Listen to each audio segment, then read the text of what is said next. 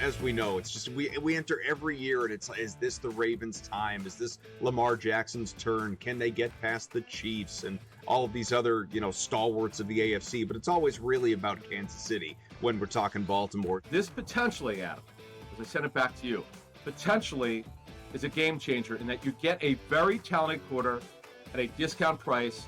Newswire, only on SportsGrid. We are seeing unbelievable temperature surges over the past couple days. So I wanted to ask you this question to let the people know, how do we account for that in our handicapping?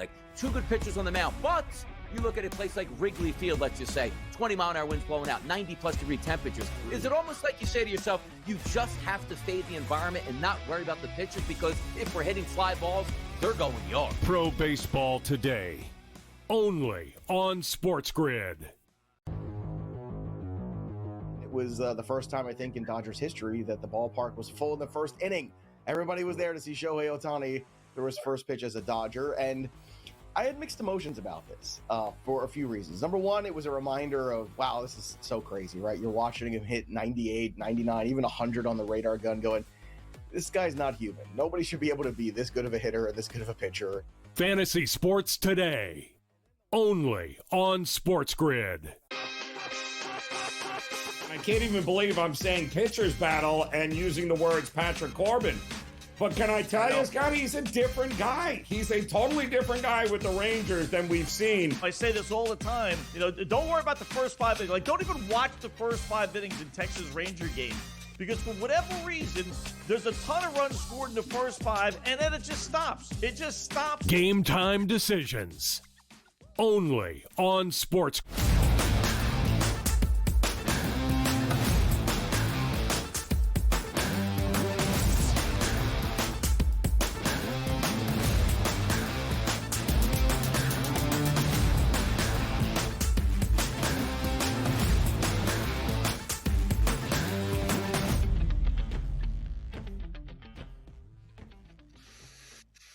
It's a Friday. It's hour number 3 of the early line. You are one step closer to your weekend. That's always our job here at the Sports Grid Network, to make sure that the people understand what's going to happen tonight and over the weekend, and knowing exactly what we think is going to play out. Now, do we know exactly where the NHL draft's going? No, but Tom Vecchio gave us some great insight on that. Do we know exactly where the Major League Baseball card is going tonight? No, we don't. But in hour number 3, we are going to preview a lot of that. And Joe Ranieri, look, sometimes in the content business, everybody's the same, right? Once you hit football season, it's autopilot right through to the Super Bowl, and then it's March Madness and the start of baseball season and the NBA playoffs. This is where we really earn our money to try to keep the people entertained with hot topics all the way through and keep them engaged. Because when they say the dog days of summer, it's just not about the heat out there. It's like, man, what's going on in the sports world right now? No, well, the good news is, too, the NBA has done a great job over the last 5 or 6 years of becoming a 12-month-a-year headline grabber, which is great. So we got free agency opening up in a couple of days. We've already had some huge trades over even during the finals, and we just learned of a firing this morning here that apparently nobody saw coming, but maybe we should have at this point. We probably should have. And by the way, next week, Joe, I think it's next Tuesday, is July the 1st. Next Friday is the 4th of July. The week after that, teams are going to start to show up to NFL training camp, and away we go with that. So the dog days of summer, they'll be there. By the way, the dreaded week every single year is on the horizon. And that's when, make me commissioner. I need a segment every day, because sometimes thoughts just pop right into my brain and I got to get them out. Baseball needs to understand how important they are in the summer months. They can't be taking an all-star break, Joe. They can't do it. Yeah. Sunday where they take off, and Monday, Tuesday, Wednesday, and then they don't basically play till Friday again. Do they not understand, that's the only thing? Now, granted, there's WNBA and other things out there. I understand that. But baseball really hurts me in the summer with a punch to the gut. Can they just not do that? Just have the All-Star game in November. I'll watch it we'll go to Hawaii and have the All-Star game. Sure, I'll tune in for that. I think you should just scrap the All-Star game altogether, since it's a giant waste of time, if we're being completely honest. Yeah, I'm with you, Donnie. You got plenty of time. You know what? Hold the All-Star game in March as that. Just do it in March as part of spring training. You're good to go. And then just play straight through, nothing but baseball, right until the end of July when we get our first preseason football game, and then nobody will care about it after that. And by the way, I always say, like, there's a couple tricky games, like, week 17, week 18 now in the NFL. It's like, ooh, sometimes you get burned a little bit on the line because you thought somebody's going to play longer and all that stuff. The most tricky day for me in the Major League Baseball season, Joe, is the day before the All-Star break, because those guys are absolutely 1,000% checked out, most of them. Like, either they're going to the All-Star game, they got to catch a flight, or me and the boys are headed to Vegas or headed to Tahiti for a couple days off. Good luck betting on that. The underdogs, man, the only way to go on that Sunday. But that's neither here nor there at this point. This is the part of the show, Joe, that we like to take a look at and ask the public a question. Now, you might have asked, like, what is Bernie Mac, like one of the great comedians of all time, R.I.P. Why would you be asking this question? Well, the question asked to the people from SportsGrid, which is us, on our poll, which is Fade the Public, was which accomplishment is more impressive in Major League Baseball? There were two choices today, 3,000 hit club or 3,000 strikeout club. And Bernie Mac once starred in the early 2000s in a movie called Mr. 3000. Do you remember that movie at all, Joe? Tom Selleck? Are you busting out a Tom Selleck movie, if I'm not mistaken? Yes, that is just awful. That was awful on so many levels. But yes, I remember that movie well, and I think it won absolutely nothing. Absolutely nothing. I'm telling you, you caught me off guard with that because I had to type Tom Selleck in Mr. 3000. He was actually in Mr. Baseball. Yes. Oh, Mr. So Baseball was one of them. Oh, yes, yes. And that also was awful. I was like, damn, was Selleck a pitcher going up against Bernie Mac? Like, that's, they should have worked that in. Like, Tom Selleck was the pitcher and Bernie Mac was and that was right around the same time, too. Tom Selleck. You're so right. Because I think that one was Tom Selleck was the player in baseball that actually played in Japan or Korea, was Japan. It? Like, I'm not Googling right now. Japan. Was it Japan? Yeah, look at that, man. Look at these. Like, bring back these movies. And by the way, talking about movies, I Still Know What You Did Last Summer coming back 25 years later. Joe, what do you think about that, huh? You're going to fit that one in. We got these movies can come back. Crazy. A remake of Mr. 3000 too? Come on now. Yeah.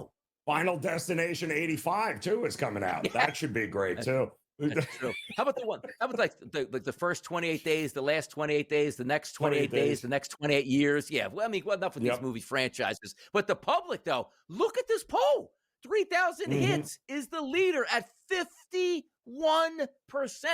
Great question. Great answers here. Jordan Pensil says tough could go either way. I'm going hits. Willis says interesting question. I'm leaning towards hits. Andre L. I'm leaning towards strikeouts here just because starters don't have the longevity here. And also Neil says much easier to throw a ball than hit a baseball. I voted for 3,000, but it's a great question. Like there's so many things that go into either one of these enough to get 3,000 of either.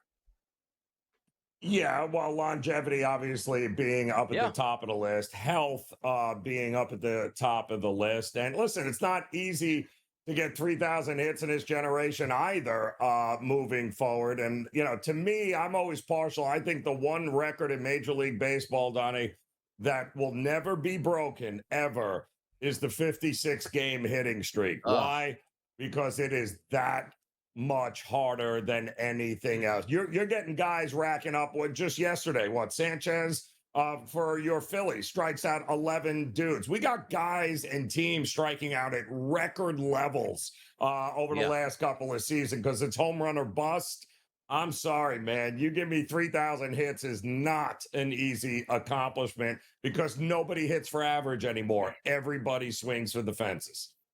You're right about that too. And it's hard because you also contemplate like how long do you have to be around? So if your angle's on like the strikeouts, like back in the day, and I mean like back in the day is like the 1990s, like, hey man, this pitcher's angle is I'm going to throw 9 innings. Whether they get roughed up or not, that's a chance to get double-digit strikeouts because you're pitching more innings. Now, granted, the pitchers of today routinely firing high 90s with crazy, devastating breaking pitches where they rack up strikeouts and batters are no longer taught to put the ball in play. That's not how you get paid. You get paid for putting that ball off the fence or in the seats as extra base hits. So it's a great question, and it's not surprising that we're roughly 50-50 because the arguments show on both sides. I don't know if I can disagree with either argument, to be honest. I think the pitching, getting 3,000 strikeouts in this day and age, I think is much easier than what it was when Nolan Ryan was doing it and racked up over 5,400 of them there, because you had different hitters, guys that made you work. They were students of the game. You got nothing but you got guys here that are going to make $12 trillion because they can hit 35, 40 home runs in a season. They're not trying to hit 60 doubles. They're not trying to move guys over. They're not hitting and running. They're not doing those things. So I still think if you get a guy that can pitch 5 innings and strike out 11, Donnie, then what's harder to you? 3,000 hits to me is much harder because there's only a handful of guys that can actually do it.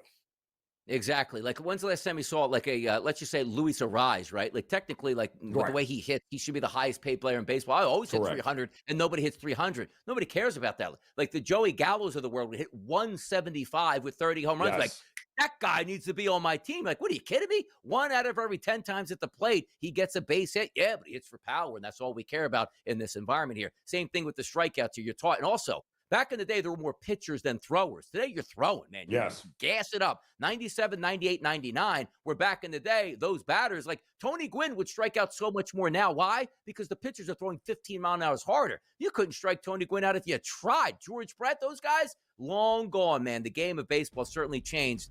Maybe not for the better at this point here. But you know what? We're going to handicap games for the better next, right here on the early line.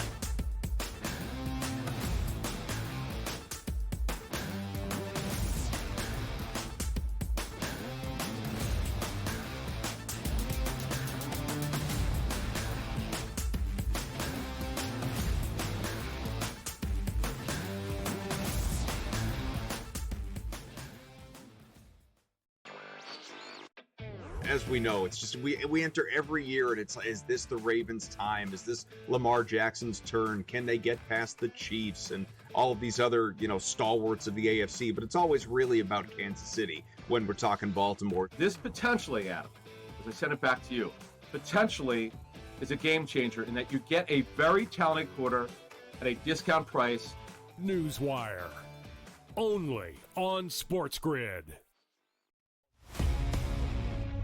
We are seeing unbelievable temperature surges over the past couple of days. So I wanted to ask you this question to let the people know, like, how do we account for that in our handicapping? Like, 2 good pitchers on the mound, but you look at a place like Wrigley Field, let's just say, 20-mile-an-hour winds blowing out, 90-plus degree temperatures. Is it almost like you say to yourself, you just have to fade the environment and not worry about the pitchers, because if we're hitting fly balls, they're going yard? Pro Baseball Today, only on SportsGrid.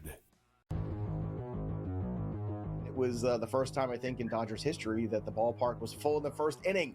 Everybody was there to see Shohei Ohtani throw his first pitch as a Dodger, and I had mixed emotions about this for a few reasons. Number one, it was a reminder of, wow, this is so crazy, right? You're watching him hit 98, 99, even 100 on the radar gun going, this guy's not human. Nobody should be able to be this good of a hitter and this good of a pitcher. Fantasy Sports Today, only on SportsGrid. I can't even believe I'm saying pitcher's battle and using the words Patrick Corbin. But can I tell you, Scott, he's a different guy. He's a totally different guy with the Rangers than we've seen. I say this all the time. Don't worry about the first 5 innings. Like, don't even watch the first 5 innings in Texas Ranger games, because for whatever reason, there's a ton of runs scored in the first 5, and then it just stops. It just stops. Game time decisions, only on SportsGrid.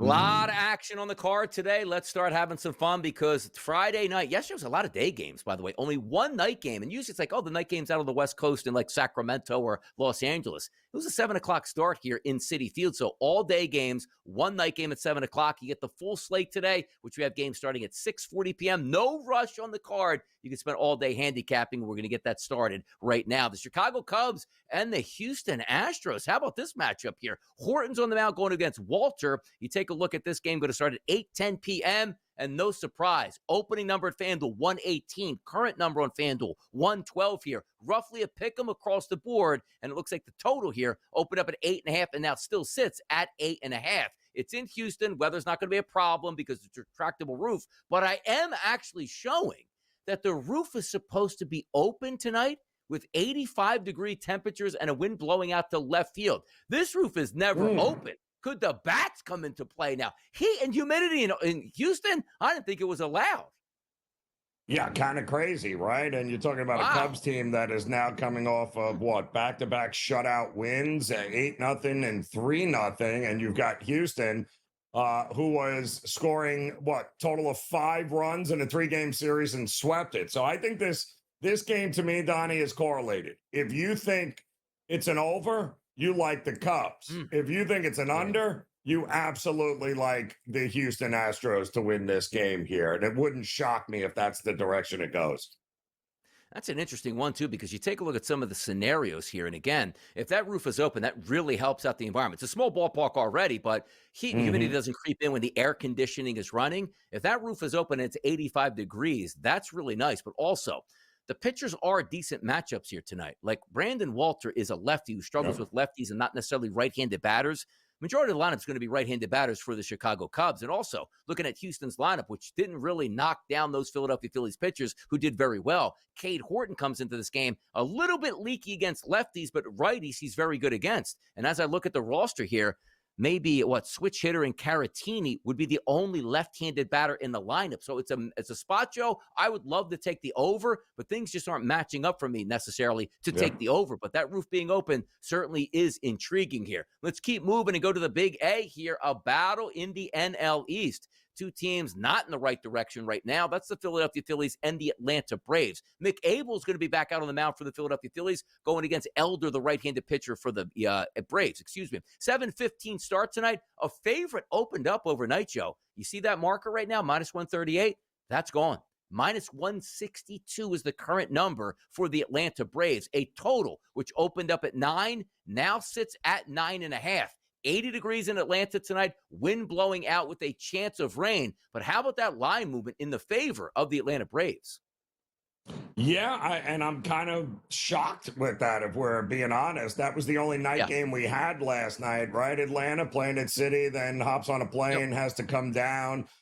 Philadelphia licking their wounds, but earlier in the day from losing once again to Houston. I think that's a pretty good price for the Phillies. I'm sorry. I do not trust Atlanta in this spot. I think the rookie Abel has actually been pretty good. I think he has shown he certainly belongs, and they need him. They need him to come up big here tonight. It's a big battle for the top of the National League East, one in which I'm much more comfortable taking the plus money with Philadelphia.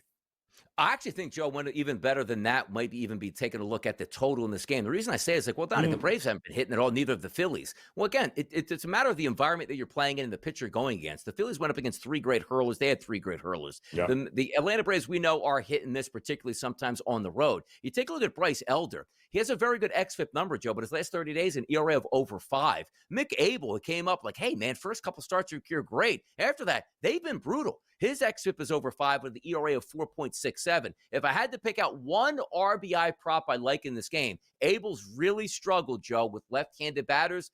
Olsen RBI tonight at plus money for the Braves makes a lot of sense. But I agree with you. Like, the Phillies should be able to snap out of it. And it's not as if Chris Sale imperfectly, another lefty on the mound to go against the Phillies. It's a right-handed pitcher who's not near the pedigree that Hunter Brown was that they saw. I think we get some runs tonight. We'll find out how that plays out. Let's head over to Cincinnati here. San Diego taking on the Reds. Cease versus Martinez, 9:03, 9:04 on the rotation, a 7:10 start tonight. The favorite in this game opened up overnight at -142 as a favorite towards San Diego. It sits here at -136. Other outlets as low as a -129. But in that ballpark, the totals typically will be up there. Opened up at 9, still sits at 9. Great hitting conditions tonight, Joe, in the Great American Ballpark. How about 89 degrees at start with close to 10-mile-an-hour winds blowing out to left field?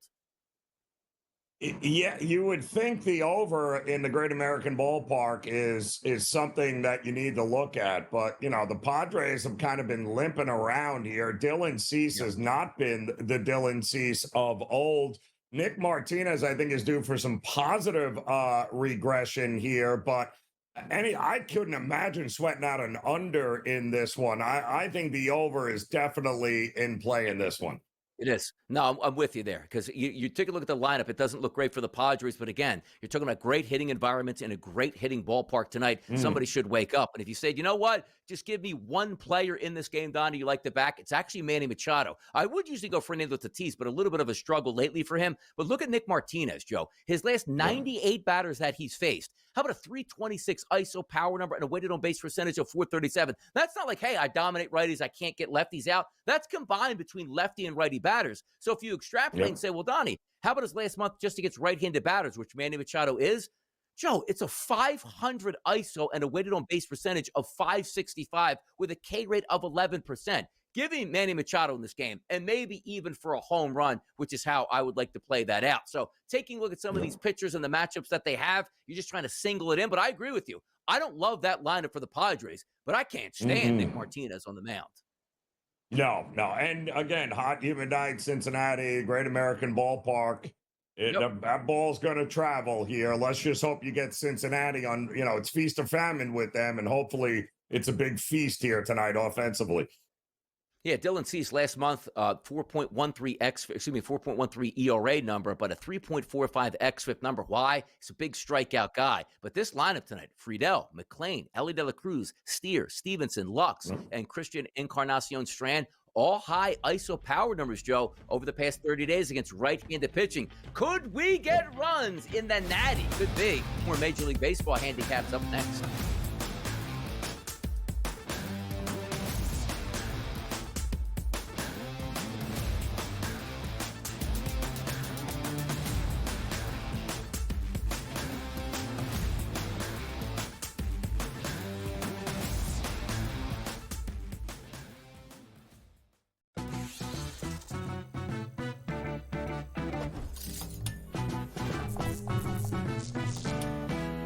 We all know a night out at the club in Vegas can get a little bit pricey, but I've got a tip that can save you a cover fee at some of the hottest nightclubs.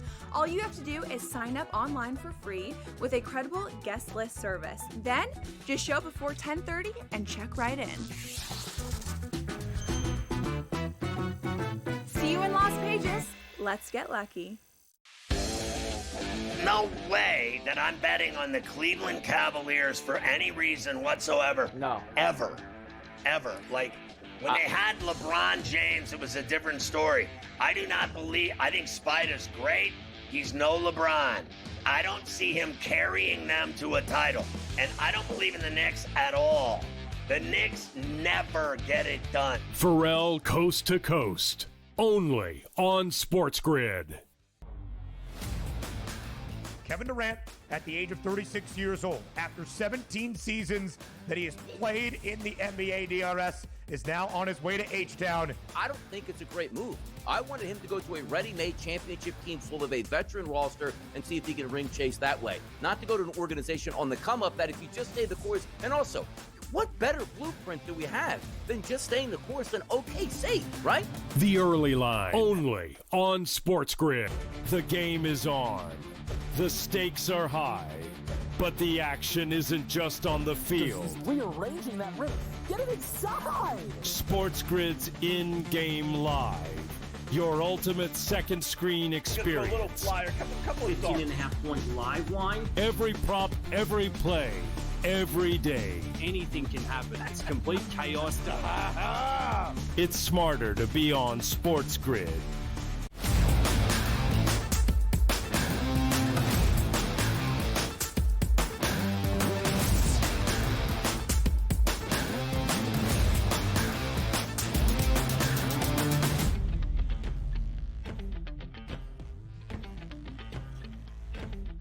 What's going on in Texas? I'm going to tell you about it in just a few moments here as we continue our handicapping. It's Donnie Rightside and Joe Ranieri. It's the Early Line. It's a Friday show, and we're getting you ready for the Major League Baseball card tonight, which we talked about a game in Houston, which I was shocked. The roof was open. I'm seeing now in Texas where the Rangers play, the roof should be open at Globe Life again tonight. This is incredible here. It's Seattle, it's Texas. It's Gilbert versus Eovaldi, and Eovaldi coming back to Major League Baseball after a stint here on the IL. 919, 920 on the rotation. An 8:05 start tonight. Take a look at this price. Opened up roughly around a pick'em. We're still seeing it roughly around a pick'em, decided which way you want to go between the Mariners or the Rangers. Gilbert and Eovaldi, the total in this game, opened up at 7.5, still sits lowly at 7.5. Two lineups we know that can be tied in knots by good pitchers here, but if that roof is open, a little bit more heat, a little bit more humidity, and do we trust Eovaldi coming back tonight here, Joe? Yeah, I mean, this is interesting. This is the tail end, I believe. These are the final 3 games for the Mariners on the road. It feels like they've been on the road for a while here. I think it was a 10-game road trip. And both top-end guys are going for him. And both these guys faced each other early in April, I believe, in the start of the season. It was a low-scoring game there. I don't like backing pitchers in their first spot back, right? You don't know necessarily what you're going to get. But I got to tell you, Logan Gilbert now has got a few starts since he's come back under his belt. And I watched him in a wind tunnel at Wrigley do a pretty good job of limiting the damage there. Pitched really well against the Cubs. I would look for Seattle in this spot. I trust that lineup more than I trust the Rangers right now. Yeah, the interesting part, too, is like you take a look at Logan Gilbert, who we know is a good pitcher, but coming back, rough start, decent start, and that's what you get because his numbers are terrible right now. And then if I told you, Joe, he has the best xFIP on the card, sometimes it doesn't make sense. His ERA is a 5.40. His xFIP is a 2.08. Good luck hitting that. And also, Logan Gilbert, only 10 innings pitched in the last 30 days, so it's not like he's really ramped up or ready to go, but he's got the kinks worked out right now where Eovaldi might be getting back into it. That's 7.5. Again, it stinks because I look at that Houston game, I'm like, man, heat and humidity in that small ballpark.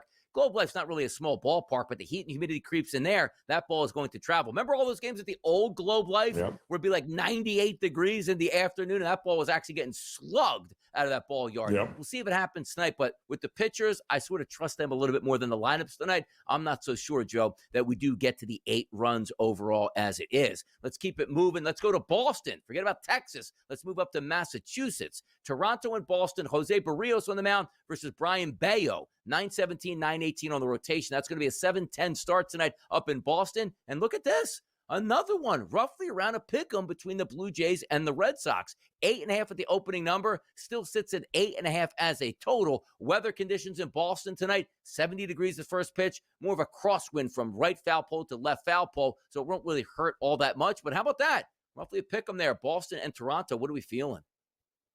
The problem is, we know Barrios has got crazy home road splits. He's really good at home. And then he gets on the road, and then all of a sudden, crazy things start to happen. Bello also, to me, I think his numbers tell me that regression could very well be on its way. He also gives up a lot of runs early in games here. I don't necessarily like Toronto's bats on the road. I like them much better at home. But this is a spot where I think Toronto will be able to get to the Red Sox early in this one. I'd look to back Toronto in the first 5 in this game.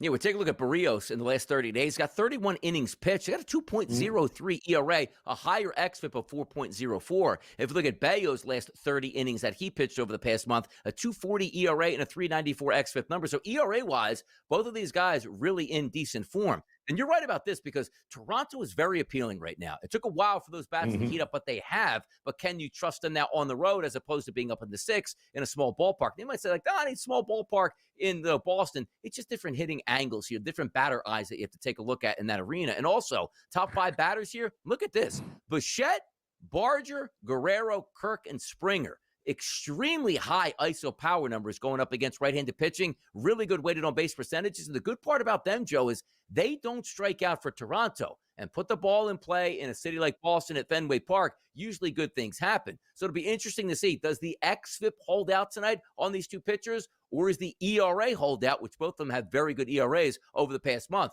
We will find out tonight in Boston and see what happens here. But you know what? It's time to put a little bow, a little nice little candle, and blow it out on the NBA draft with the coach. Coming up next right here on the Sports Grid Network, he's James Young.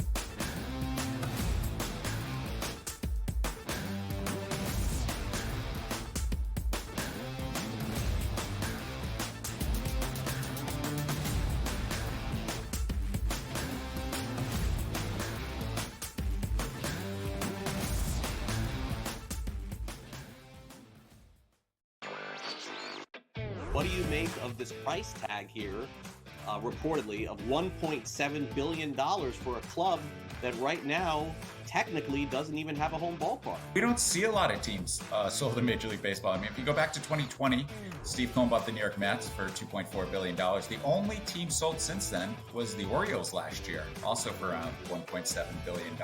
Newswire. Only on Sports Grid. We're going to go with Cam Young at 30-1. I think it's a really nice course for him at the Rocket Mortgage in Detroit, Michigan for him. Wyndham Clark at 36-1. And I also like Alex Noren at 60-1. My Morency drunken Brett dart toss golf pick, which does win like 2-3 times a year, guys. Insanely enough. But I'm going to say Matt Fitzpatrick. Sports Rage tonight. Only on Sports Grid. The two guys that can do it all. Too much electricity this morning. This is a good time. We're having a lot of fun. I had to do a triple take. Ka-ching! Why? Because of parity. I didn't mean to offend. Yeah, it's not going to happen. Load management is a dirty word. Let him rip. You know what? Circumstances provide the results. What? How do you do this one? Oh, Donnie, you got such a good show there. A network that is booming. The Early Line. Only on Sports Grid. I do believe that SJ now is the #1 player in the world. The things that he can do from the point of attack, offensively and defensively, his ability to drive downhill and score in all three levels. And the thing I like most about this young man at 26, he's so humble. He's so humble. And that speaks to the whole culture of OKC that Sam Presti and Mark Daigneault has built. Humble team, folks. Betting above the rim. Only on Sports Grid.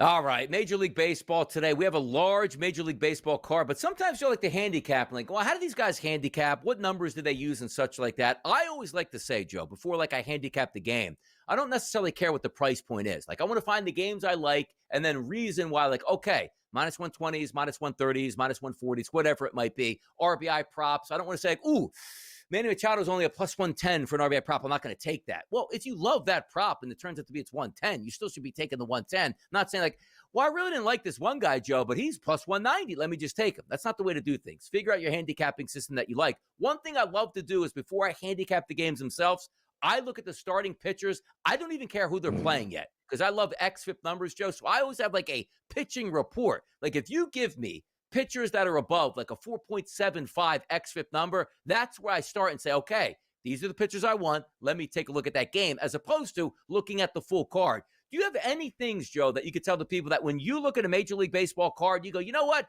Here's the first things I look at when I get started on my handicapping for that day. Yeah, you try and situational spots is big for me, Donnie, because baseball is all about situations and matchups. And in a 162-game season, there are, different points throughout the season where teams are going to be feeling it. They're going to play above their head. Hitting is contagious. And then like we just saw with the Yankees and Mets, there are going to be stretches in a season where teams that, even as good as they are, they can't get out of their own way. And so taking advantage of those situations and opportunities, I think, is a pretty good way to approach when you get 15 games in the lineup there. I love to see it there. Major League Baseball went over a lot of games here, but you know what? We got to start talking about some NBA action because the action doesn't stop even after the draft. Sonny writes out, it's Joe Ranieri and the coach, James Young, fresh off a fresh studio appearance here for round number 1. You know he was following round number 2, and you know he was watching the big news already out today, which we'll get to in just a few moments. Coach, welcome to the show on a Friday. Love to see you, man. Good to see you guys. Usually, Donnie, the Friday news dump comes at about 4 p.m. Toronto decided to say, hold my beer, hold my Canadian lager, as they make a huge move with Masai Ujiri. Coach, let's get right into it, because sometimes you see, we expect that to happen. We knew word was coming down any day. This guy, when he made the trade for Kawhi Leonard and basically put his career on the line, knowing that, Kawhi's a little bit interesting here, and if this doesn't work, why did you do that? Why did you blow up a team that we had? They win the world championship. And forget about Kawhi Leonard leaving, which I still can't believe he left Toronto, as we were talking about him being like the Prince of Canada for the rest of his life. But Masai Ujiri has always been thought of one of the smarter, intellectual general managers that anybody would absolutely love to have in their management group. And we see today that he's out in Toronto. Any reasoning that you may have found out why that is? Well, listen, what a shrewd move trading DeMar DeRozan to get Kawhi Leonard to go win that championship. But if you really look at it, after he left, the team really didn't play particularly well. I don't know how many playoff appearances he had. I know they were out at least the last 3 years on the playoffs, as guys, not just obviously Kawhi Leonard leaving, but guys like Kyle Lowry leaving. And then you start making trades. You had OG Anunoby. You trade him. The return wasn't obviously RJ Barrett and Emmanuel Quickly, two guys that the Knicks, I think, maybe were not good, maybe worked to their advantage to get a player of OG Anunoby's stature, but then to turn around, lose Pascal Siakam, see the Knicks team go to the Eastern Conference Finals, see the Pacers team go to the NBA Finals, and the returns just haven't been great. And you look at a roster, it's really, really weirdly constructed. With Quickly, who I don't know is really a true point guard.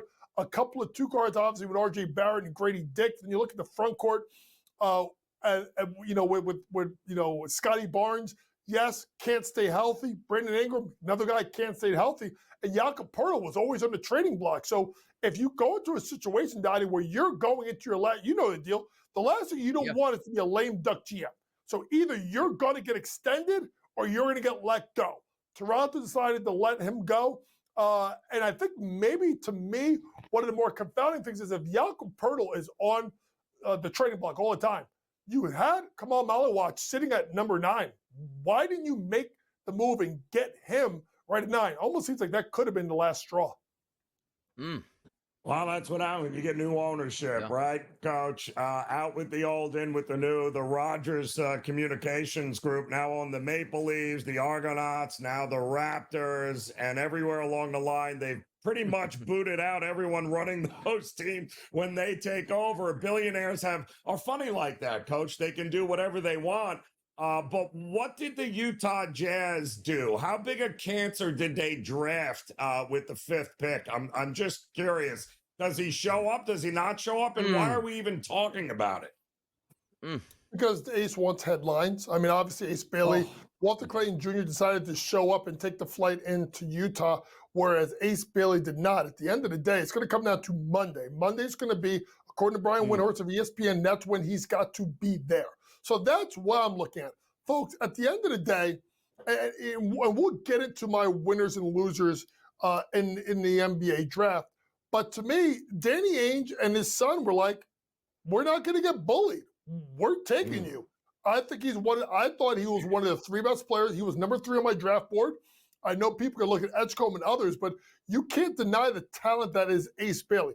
I think his representation sucks. Let's be honest.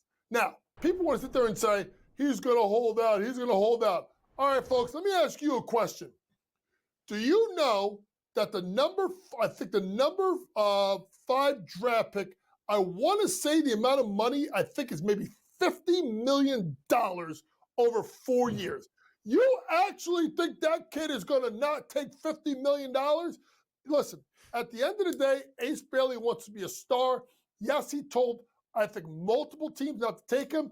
Listen, he wanted Washington. He wanted the 7th pick, which was New Orleans, and he wanted Brooklyn. He wanted an opportunity to be a star. Anyone that knows Utah knows Danny Ainge has been taken for 5 years. As he got rid of Spider Mitchell, he's been taken. Once he got rid of Quinn Snyder, he pivoted. They tried to literally tank the season, had the worst record in the league, and still got screwed with the number 5 pick. But they still ended up with a guy that I thought was my number 3 on my draft board. So if I'm Danny Ainge, go ahead. Ace Bailey, you want to ruin your legacy? You don't want to show up? Fine. But if I'm Danny Ainge, I'm holding firm. I'm saying you're going to sign this deal whether you like it or not. And if you want to hurt your legacy being a star, do it at someone else's expense because you are playing for the Jazz. Like, you take a look at it too, Coach. Like, we were kids once. We both have kids now. Like, everybody that's talked to Ace Bailey while he was at Rutgers, the beat writers, there was never any issues with him. Really good kid, fun to talk to, loved the game of basketball. He's going to be an exciting pro here. And then we talk about, like, getting in with the wrong crowd that can turn a good kid bad. It's like the advice, and you're right, it almost is so counterproductive. It almost sounds like the group was like, we just want to see if we can sabotage this guy's career because of how much fun it would be. Every bit of advice, like none of it, like, yes, I want to go to a team that's going to develop me. There are ways you can do that and still ingratiate yourself. Because I talked to Joe, like during the show, and I'm saying, like, the Utah fan base wants to love this kid right away. And all he's doing right now is giving them a stiff arm, which leads you to say, you are going to have struggles as a rookie. If you generally don't want to be there, that crowd is not going to be on your side. And why would you do that? The kid's 18. What is his representation doing here? Well, his family's his representation. Let me tell you something, Donnie. No. Listen, we're old school, older school. I don't know who's oldest between the three of us. But I'll tell you this right now. If I looked at and I said, I don't want to go to Utah, my dad would have got the belt, the switch, whatever court it is, and he would have whipped my ass and said, you're going to Utah whether you like it or not. It's the way it is, Coach. Winners and losers. Coach going to talk about those next in the NBA.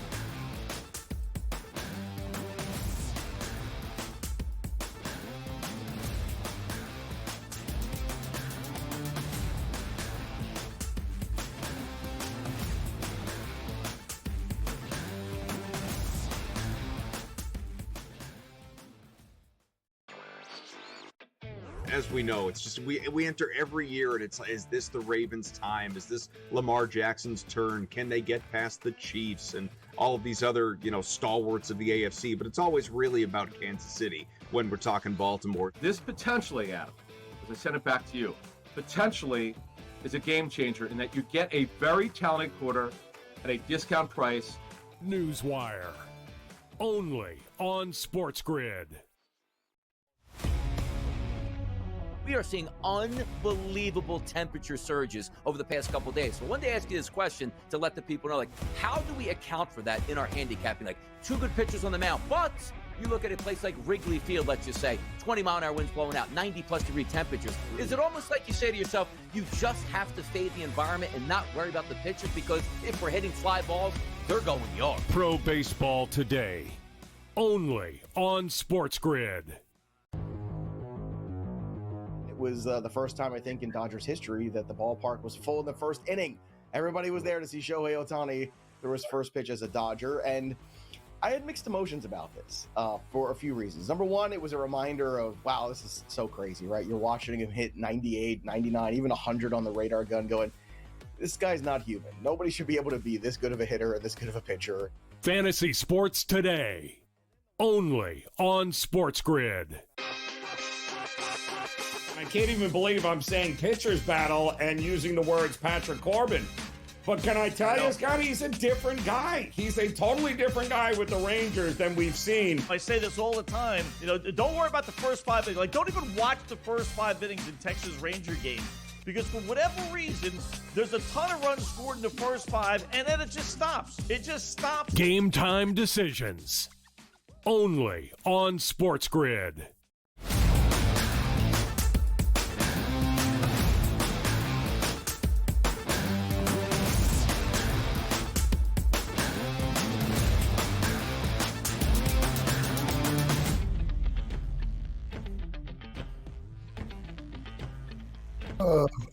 We love ourselves some winners, and sometimes we even like the losers just a little bit more. Now, granted, we don't know who's even going to take the court for these teams or which players are going to be on these teams, like Ace Bailey, if he doesn't show up by Monday. Are we officially in holdout season in the NBA for a rookie in the top 5? We'll find out. But, Coach, I know some things did go right for some of these NBA teams. Give us some teams that you thought really excelled in the NBA draft.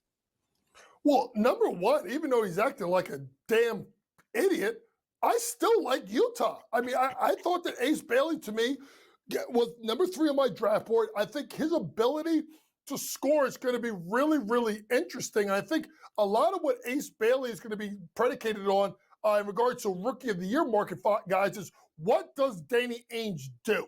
If you really look at, there's 4 guys in Utah you got to be on the lookout for. John Collins, Lauri Markkanen, Jordan Clarkson, Colin Sexton. If you continue to tank, you have to be looking to move at least 3 of them. Clarkson, Sexton, John Collins all need to be moved. You got to play guys like Keontae George, Taylor Hendricks, and obviously a player of the caliber of an Ace Bailey. So for Utah, getting a top 3 talent, arguably top 2 talent at pick 5, I think is absolutely fantastic. Second, I love what Orlando did getting Jace Richardson where they did. I think that Jace Richardson is such a dynamic scorer at the point of attack. You know, you look at the NBA and these smaller guards, a la Jalen Brunson, are starting to exceed in this league because you can hide them on the defensive end of the floor. Well, number one, you don't have to hide Jace Richardson because he came from Sparty. And anybody knows anything about Sparty knows that if you don't play no damn defense, you're not going to play for Tom Izzo. But to me, now you have an interesting thing in Orlando. Number one, Jalen Suggs had a really good year before he got hurt, but Jalen Suggs is injury prone, right? So you need a backup point guard.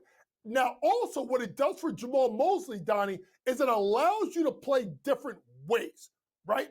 Number one, you could put Suggs off the ball, right?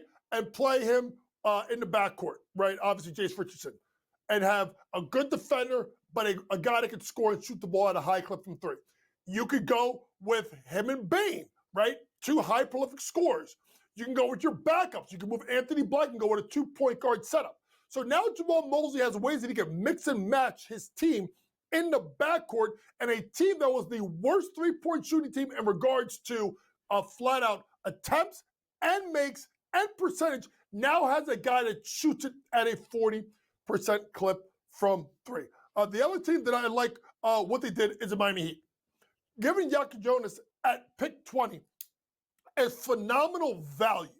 A Miami Heat team that really has struck out a lot, Donnie, in regards to who they were looking at trying to pick up, right? Obviously, they in on Durant. You know, they won a little last year. Now they have a point guard, 15 points a game, almost 5 assists, 4 rebounds, 6'5", long, could play really smart basketball, and now you have a facilitator that can get the ball to Scary Terry, who can get the ball to Hero, who can get the ball to Bam Adebayo. Let me tell you something, folks, and he's going to start, unless you believe that Davion Mitchell is going to start, because Davion Mitchell did have a good playoff. If I'm Spo, I'm going with KJ at the point. So now when you look at the situation where he's at, this could be a kid that can give you 12, 13 points and may give you 6 or 7 assists. Hello, that is value now, Donnie, that you have in regards to the Rookie of the Year class right now. And Coach, let's be reasonable. That kid thought he was going a lot higher than number 20. So now you have a kid with all that talent with a chip on his shoulder, and I can't imagine a better place for him to be than the Miami Heat to be able, if he's going to, that kind of work ethic for Miami, this could be maybe the best value pick in the draft we've seen in a long time. I agree. Listen, Joe, I had him top 10. I had him going 10th. You know, in my big board, he was 10th because of the fact that I thought as a point guard, and I mean, Igor Demian, I mean, we'll get to the Nets. I mean, oh my God, what they did. Oh my Lord. Like Igor Demian, some of these other guys that went before him, like KJ is listen, I know people are going to look at him and say not explosive. You know what else they called not explosive? Luka Doncic. Now, I'm not saying white European kid is going to be Luka. Don't get me wrong, folks. I'm not putting him there. But his ability to create and facilitate and being at 6'5", seeing over sidelines, he doesn't have to be this blow-by quick offensive player. You know what wasn't quick blow-by offensive player? Yeah, Tyrese Halliburton. He seemed to do pretty goddamn good by himself, getting to the basket and do what he's got to do. So to me, I just look at that Heat culture. You're down there, Joe. You know what goes on there. It's been a rough couple of years for Riles. It's been a couple of years for Spo. But I really believe in this kid. I believe he's going to be really, really good at Miami. He's got good coaching. He's got good veteran guys around him. And if he can get you in the offense, get guys shots, and knock down occasional three, he's a perfect fit for the Miami Heat. Coach, some big names went in the second round. We're going to get to your losers in just a few moments here, but I'm always interested by saying a guy that came right down the stretch in college basketball to be maybe the best overall player in the country drops into the second round. Janai Broome to the Philadelphia 76ers. The output is not that he's going to be a 10-time All-Star like maybe Cooper Flagg will be. Can he be productive in the NBA? And what do you think about that pick for the Philadelphia 76ers? Listen, Janai just continues to get better. It's about his ability to score around the basket. But I think, guys, pull up that graphic real quick. But this is why the NBA goes 2 days in the draft. Look at some of these guys that got picked. Rasheer Fleming, steal. That's why the Suns went up to got him. He was top 30. Ryan Kalkbrenner, 4-time Big East Defensive Player of the Year. You know the only guy to do that? Oh, yeah, that's right. That's a guy named Patrick Ewing. He was pretty good himself. Chaz Lanier, shot maker, shot taker. Tyrese Proctor, winning culture, played at Duke. That is what's really good. And there's another guy that's not on that list. You know him right there, Donnie, in your neck of the woods, Eric Dixon. I think he's going to have a sleepy good, productive NBA career. The only thing crazy about this NBA draft is the fact that all these Duke Blue Devil players got drafted, and as high as they went, they did not win a national championship. It just goes to show you, in a one-game playoff like in the NCAA tournament, anything can happen, even collapses there. The coach and Joe will take you through the rest of TEL next. Stay tuned.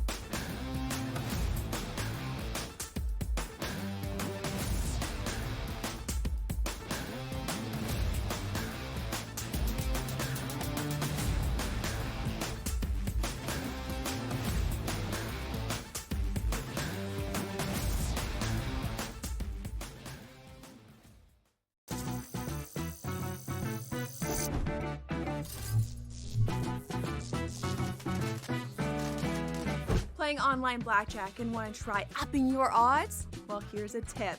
Cheat cards tell you statistics for whether you hit or stand on every move. If you're into stats, this could be your ticket to winning. And it is totally legal. Now, go get lucky. See you in Las Vegas. Let's get lucky. The two guys that can do it all. Too much electricity this morning. This is a good time. We're having a lot of fun. I had to do a triple take. Ka-ching! Why? Because of parity. I didn't mean to offend. Yeah, it's not going to happen. Load management is a dirty word. Let him rip. You know what?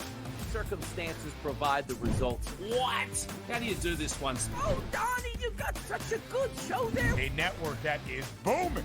The Early Line, only on SportsGrid. The game is on. The stakes are high. But the action isn't just on the field. He's rearranging that roof. Get it inside! SportsGrid's in-game live. Your ultimate second screen experience. A little flyer, couple of 15.5-point live line. Every prop, every play, every day. Anything can happen. It's complete chaos. It's smarter to be on SportsGrid.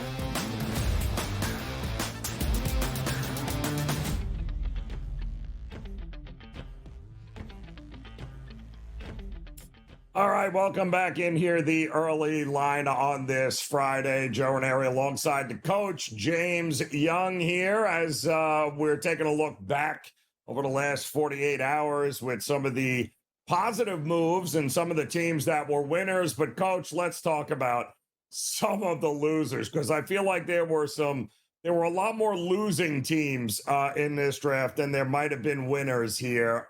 Who's at the top of your list for losing? Honestly, it's me. Yeah. Coach Young, who forgot to shut his truck window and shattered his his truck window with me and the producer Joe Frizo at about 12 o'clock at night and trying to deal with State Farm. And no, I was not talking from Jake to State Farm with the khakis. No. So the biggest loser tonight was Coach Young. But I think you're asking about the biggest loser in the draft. So I'm going to go to before Coach was an absolute idiot. So, yeah, obviously I have some losers in the draft. And number one, I might as well keep it in the city, the Brooklyn Nets. Why? All right, we want a point guard. Okay, let's take three of them. Igor Demon, who was a reach at pick number 8. And then they got to go with, no, we want another one. Nolan Traore, another guard out of France. No, we're not done. Let's take Ben Seraph, another guard out of Israel. So now we got 3 guards. I don't know if any of them are going to play right away. So the Nets strike out with that. Now, I will say this. I do like Danny Wolf. I do like their second-round pick. So they did do some things right. But taking 3 point guards when you need basically, everything, that seems to be a little bit of a problem. Next, you got to look at, obviously, the Blazers. Why? All right, hey, Donovan Clingan, 7'2", big man, gonna be the anchor. All right, what are we gonna do? Yang Hansen. Wait, what? Who? Where? What? Pick 16? Are you serious? Yang Hansen, welcome to the league. Oh, all right. Speaking of having a glutton for punishment, Chauncey Billups, you don't have 1, not 2, not 3, but 4 big men. And the 2 veteran big men, they can't stay healthy. Please, someone explain to me what the hell is going on in Portland. And speaking of big men, the Celtics, you trade off Kristaps Porzingis, right? Al Horford, free agent. You look at, obviously, the other kid, Luke Cornett, free agent. You're at the beginning of round 2, and you see Ryan Kalkbrenner and Maxime Renaud are both, if you want to stretch 5 that can shoot the ball a little bit, go Renaud. If you want a rim-protecting big, then you go Kalkbrenner. Ryan Kalkbrenner is way better than Luke Cornett. I'm sorry. And you don't take him? Like, I have no idea. Honestly, the Celtics are the big loser of the entire offseason. Forget the fact that they lost Jason Tatum. They've been losing as soon as Tatum got hurt. The only thing they won was Game 5. Because ever since then, they've been losing. Anthony Simons, I don't see it. 20 points a game. He don't play no defense. He's selfish. How's it going to fit with Jaylen Brown? You lose Drew Holiday. KP, stretch 5. What do we get back? Oh, Georges Niang. I know you get salary cap relief. It does not help. Boston, what are you doing? They are lighting a match and starting from scratch is what it feels like there, Coach Boston. And also, could you tell me what New Orleans is doing here? Because are they rebooting? Like, you big believer in Derek Queen, and they should have moved up from their spot in order to go get him? It feels, is he a sure thing, Coach? Listen, I'm not saying this because Greg Sussman is our boss, but I do like Derek Queen. I'm not gonna lie. I like me a little bit of Derek Queen at 6'10". Now, can he play the pivot at 6'10", 250? I don't know, but I think he's skilled enough. The other interesting thing, really quick, not a winner or loser, but just something to think about, guys. The kid Johnson going to Washington. Got to remember, Washington has $100 million coming off the salary cap after next year. Obviously, with Middleton, with Marcus Smart, with CJ McCollum and Kelly Olynyk. Dude, if you think that they're going to trade those guys or release them or cut them outright, look at Johnson possibly the rookie of the year market, but they're in a tough spot. Picks 1 through 10 protected to themselves. If not, they go to the Knicks. Interesting times in Washington. I think they're punting to 26. Love that. And you got to love Sorber going to Oklahoma City. The rich just keep getting richer there, Coach. My goodness here. Kudos to the champion Oklahoma City Thunder for nailing the first round and only having that one pick. Coach, we appreciate it as always. Close the early trunk. line back Close again on Monday. drive. Close the trunk. Get State Farm. Jake from State Farm, Coach. That's what we're talking about. Enjoy the week.